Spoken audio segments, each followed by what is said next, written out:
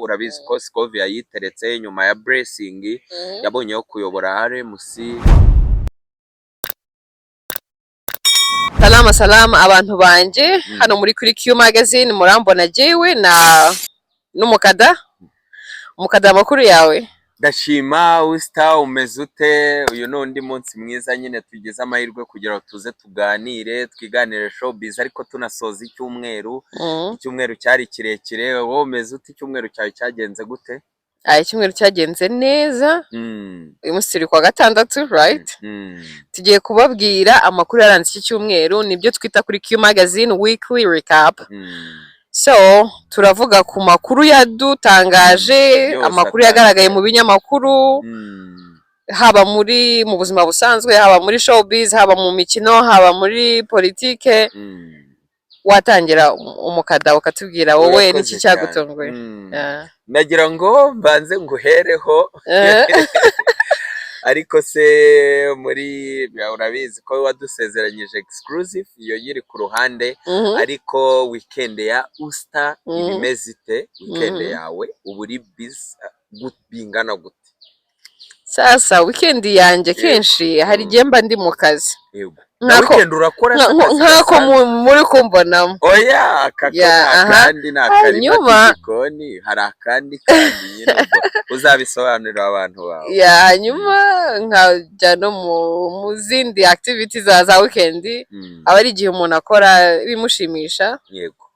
Navuga ko ariko weekend yanjye bihagaze. Ariko hobby yawe ndakureba nkayibwira. Nukoga muri piscine hobby yawe. Yego. Ndayivumbuye. Njyayo sometimes. My hobby? Ibanzira izindi zose hobby kabisa uvuga ati nanjye ahangaha mba natwitse mba nanezerewe. Okay, nko gusohoka. I guess. Gusohoka gute ahantu nko muri parike cyangwa movies cyangwa se nagiye kureba bagira urukundo rwinshi iyo bagiye muri movie barakadoringana ariko bana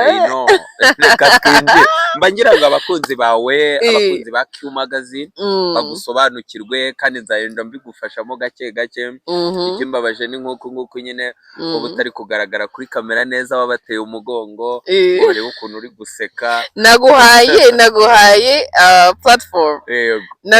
Nagushyize kuri stage. Niyo mpamvu rero mba ngomba kuguheraho nicyo nasobanuraga. Iki cyumweru cyabaye kirekire, twabonyemo amakuru anadutera ubwoba. mu nyemerere mpere ku nkuru iruta izindi ariyo gufata Goma kwa M23. Niyo nkuru ya topinzi zindi kandi notone iri mu Rwanda no muri East Africa no muri Africa. Twabonye za Jeune Afrique, twabonye ku ruhando rw'isi za RFI, za France 24, za CNN. Niyo nkuru yari ihari kandi koko burya iyo abanyarwanda bamwe batangiye kugira ubwoba, bamwe hari n'abagizwe ingaruka n'imirwano, amasasu, abakomeretse, abitabye Imana, ni ikintu gikomeye. Tuba tugomba kutarenza ingoyi cyaranze imyidagaduro. Ubwo rero impamvu mpereye aho no kugira ngo na approach n'abandi banyamakuru sinzi nimba barabakurikiye, ndagira na approach amazina abiri yari koroje gusa ubwo mba ngira n'ukuntu mpita mbagayiramo cyamba shima uwo mvuze ngira uko mugaya cyamushima. Bagaragaye mu ntangiriro z'ibi bintu, urabizi ko Scovia yiteretse nyuma ya Blessing yabonye yo kuyobora RMC, nawe ubarizwamo Rwanda Media Commission. Yego nawe uyibarizwamo. Ubwo rero aratuyoboye ariko nanone abantu bakavuga ngo ese ntazacika intege kongera gukora za nkuru z'impactinga ziri heavy nyuma y'izi nshingano nyinshi abonye, ariko sibyo twabonye kuko yahise aba mu bambere berekeje hariya haba Rubavu haba Goma. Yanagiye mbabona Imana wagaragaye. Yego Pastor Claude abaravuze ati na amahoro ababwira ati na amahoro yabarushije gusimbuka. Biragaragara na nyuma yaza kugira ibindi yavuze, ariko hashize nk'iminsi ibiri twari kumwe aha ngaha tunicaye twarahuye baramukumiriye baravuga ati si ngombwa, uri kuvuga ibintu bitandukanye byinshi nta nubwo ari kariyeri yawe. Mu bihe bishize ubwo hariho n'imanza zitandukanye, umuvugizi w'urwego rw'igihugu rw'ubugenzacyaha RIB ariwe Murangira Thierry yaranabivuze ngo nyaboneka abanyamakuru tumenye ibyo twanariza, tumenye ibisata dushoboye. Nyaboneka we Jihad, si ngombwa kuza kwanariza iby'urubanza utabizi, utazi n'amategeko, utazi n'ibyo bagenderaho. Nyaboneka we yenda kamarade, si ngombwa kugira gute. N'ingero nimfashe ni ukugira ngo buri muntu wese amenye secteur abarizwamo. Nyuma yaho rero twaje kubona n'ikinyamakuru gikomeye cyitwa The Choice. Wabona nawe covid, ku mwaduko wa covid warabafanaga, baratwikaga, ba Emirene, ba Philipita, bande bubaka iyo brand. Hagaragaye undi mwana w'urwaruka cyangwa se w'urubyiruko witwa Freddy, nawe nabonye yaratrendinze cyane, aza kugera haracikwa, baza umwe mu bawazarenda ati witwa Nduherereye, kandi ubwo barahagararanye ariko ako nta gashya karimo. Yaje kwahuranya aravuga ati uririmba mu wuhe mutwe? Siri barabibonye Freddy wanjye ko kubu ndamukorera icyano kuri Q Magazine. Uririmba mu wuhe mutwe? Bisobanuye ko si ikintu kibakoze, ariko nanone ni cya gisata abamo kimugarutsemo, cyamukurikiranye. Nyine urumva amenyereye kubaza abajuno Kizigenza orchestre baririmbamo. Ibyo byamukurikiranye, abantu bamwe bakabifata neza, abandi bakavuga ati mwadeviye. Ariko twari dufite abanyamakuru batewo ukwezi baduhagarariye, za TV10 wabonye umunyamakuru abantu baramubwiye ati dore isasu ryaringuyeho, abaryishyize ati isasu n'ingeri iciyeho. Yebabawe mwaramubonye wa TV10? Yewe ntawe utarabonye, na Melody namubonye muri interview ati naramubonye, ati n'ingeri ryahuranyije. Ni ikintu cyerekana rero social media ko zateye imbere. Ni ikintu cyerekana ko aba YouTuber basigaye bamenya inkuru bajya gutara naho bazitara, cyane ko bamenye izicuruza. Ariko kandi nanone dusubiye inyuma gato, tuba tugomba kubibutsa ko muri iyi kariyeri YouTube yateka inzova. Ubwo nawe mbangira nkugarukeho. YouTube twari tumenyereye, nk'ubu twese tugira amaradiyo muri telefone, mu ngo tugira amaradiyo, mu smart TV haba hariho chaîne za radio. Ariko se ubu hari nka radio uheruka kumva? Njye numva Kiss FM mu modoka, numva Kiss FM. Uze ku kazi ni Kiss FM, nabwo ni ya minota 30 ugera ku kazi, dore ko itaragera aho uturiye akazi. No kuvuga ngo Kiss FM nayo baba bari mu buhamya ati runaka se ko mukunda mwamumbwiriye, sibyo se baba bari yego. Rero hari ikintu cyitwa gusevinga ibintu dukora. YouTube saving ibintu, na nyuma y'akazi ushobora kuza ukabyumva. Ariko Kiss FM ntago wasubiza inyuma. Nicyo kibazo cya YouTube, cyo kibazo cya aya mainstream. Ubona ko twayateka inzova n'imishahara, ubona ko hari amaradiyo adahemba mu byiciro, ama TV station. Ariko YouTube ni ibintu biba bibarika, uba wihemba, uba wikoreramo. Noneho ngo hari slogan ngo gira channel munyarwanda, ngo buri rugo ngo rugomba kugira channel. Ariko twe turababwira aha kuri Q Magazine ngo ngwino mu bintu ushoboye, ngwino muri passion yawe, bizagenda neza. Niwizirika ku bintu udashoboye uzasanga warataye umwanya. Bituma unashininga. Burya ukora ikintu urimo neza urashininga, kandi na message utanga kuko ikazifatika. Urumva rero niyo mpamvu tuba tuvuga ngo buri muntu aze mu bintu ashoboye, akunda, passion ye, kugira ngo n'ubundi bigera ahantu bimugeza, bigire impinduka bimusigira ku buzima. Nicyo kintu cya mbere twavuga. Ubwo rero turacyari mu makuru yaranze icyumweru. Kandi tuvuye muri biriya by'abavandimwe bagiye banakotora bivanze no muri ziriya nkuru badashoboye. Ariko hari indi nkuru yaranze icyumweru, iyo none ngiye gukotinga umukada. Jewe iki cyumweru dusoje gitangira nibwo na breakinze kujya muri Amerika kwa Pamela na The Ben.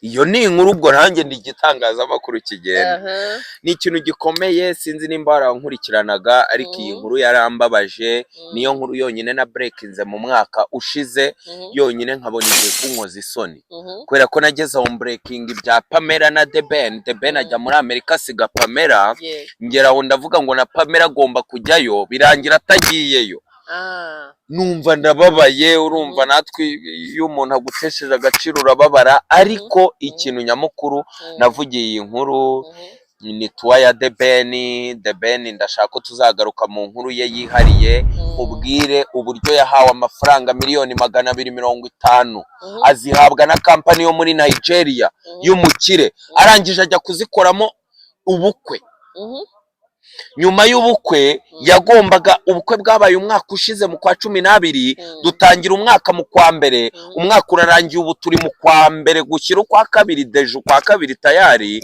ubwo urumva ni stories z'umwaka ushize yarategetswe kuri ya mwaka agomba kuzasorama alubumu agera haronshinga adafite alubumu aronshinga urumva The Ben yageze ku munsi wo kuronshinga alubumu itariki ya mbere z'ukwa mbere nta alubumu afite ariko afite singles zihe nyine alubumu kuyisohora ugasohora indirimbo ziri kuri alubumu Melody ntabwo yasohora alubumu muri Kigali Universe ntabwo wabonye indirimbo zasohotse kuri alubumu akavuga ngo yenda nk'ubu nkanjye hari amakuru mba mfite ko hari nk'indirimbo yasohotse kuri alubumu ye agomba gukorera featuring Sean Paul ni nabyo Coach Gael ejo bundi yari yagiyemo n'ubu turi kuvugana nabikubwiye ko akiri muri Amerika Coach Gael ariko wayisohoye izo ndirimbo zirahari nimba ari Roza irahari turi kuyibona niyo waba utarasohora video ariko alubumu irahari ariko The Ben yasohoye alubumu idahari ubwo indirimbo ngo Thank You My God ngo niyo ngo iyoboye ngo alubumu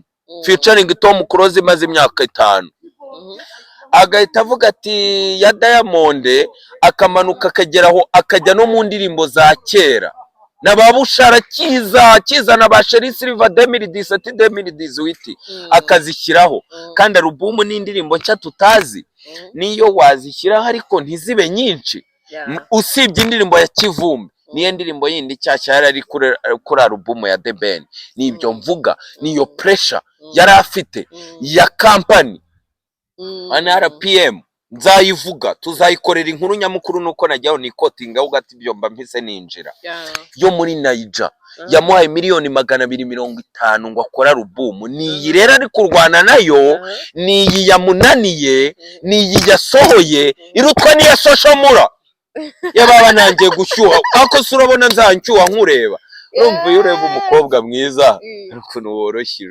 ikagenda gutya mugiye iyo ndeba nka Jaras mba mpirita mpinda umuriro nzamuka alubumu ya Soshomura irenzi ya The Ben irenzi ya Melody abahanga mu muziki nivuganiye nabo nawe genda uyumve wumve Soshomura rwa rwego rwe niyo mpamvu rero iyi nkuru ya The Ben nzayinjiramo n'uburyo yakunze Pamela n'uburyo nejo bundi yatangaje ngo n'umuziki wa Sekira nzawuvamo ninjire muri gospel ntago yabeshyaga gospel ntago ishyira kuri pressure Sekira ishyira kuri pressure ubwo rero Star twari turi kuvuga inkuru zaranze iki cyumweru turi gusohokamo ariko ni nyinshi buri kugenda bunatwirana n'ubundi twazazicamo nubwo hari n'izindi nkuru twagiye dukorana before iyi ngiyi tubyitsaho haba ku maradiyo mashya haba muvoma hano muri showbiz uziko nari nanikije kuri The Ben uzambabarire unzane mu nkuru iri exclusive ya The Ben kugira ngo nsobanure ibyo byose ni nabwo nzanakwereka uburyo alubumu atarayifite ari ibintu byo kugenda nyine umuntu aterateranya haba no mu yigo nibyo rega The Ben nimba wibuka ikiganiro yagiranye na Scovie Butare yarabivuze ngo ngiye nakuze inzozi zanjye ari ukuzaba umuganga cyangwa shinga clinique yarabyivugiye. Rero umuziki si ibintu bye, kandi ibyo byabaye mbere. None agaruka no ku gitaramo cye aravuga ngo wabona ibi ari ibihe bya nyuma byo muri Sekira, ngomba kuzaya muri gospel. Iyo ni inzira Meddy yaciyemo, ni intambwe ari kugendera mu kirenge cya Meddy. Ngo rero ibyo byose tuzagaruka tubyinjiremo tubisesengure. Ni byinshi byaranze iki cyumweru, ariko inkuru nyamukuru twahereyeho yo kuba M23 yarigaragaje, nabwo habaye ikiganiro Rocky yakoreye kwa Chita Magic muri iki cyumweru dushize, ari nabwo yaronshinze cyangwa yatangaje ko yamaze kubona iyi nzu ya etaje, yamaze kuyubaka. Kandi aba basobanuzi ba filime bafite ukuntu bateshwa agaciro, Rocky atangiye kugenda bahesha agaciro. Izo nazo ni zimwe mu nkuru zagiye zigaragara, ariko zifite ahantu zihuriye n'imyidagaduro. Okay. Ntacyo, reka tube tugarukirije hano, reka duhinire hano. Abakunzi bacu turabararitse mu kiganiro cy'icyumweru kindi kizakurikiraho, tugira weekly recap. Ariko hari ikintu nashaka kugusaba. Nitujya tuza, ijya ushaka topic imwe tuyinjiremo mu mizi, iba ari iyo imwe, tuyimene, twongere tuze. Kandi koko nibwo turi gutangira, dufite byinshi, kandi nizere ko abakunzi bacu, abakunzi ba showbiz bazashyigikira diwo yanjye nawe, kuko nyine ni intangiriro, ariko ibyiza biri. True. Thank you so much. Thank you. Ciao ciao. Ciao ciao.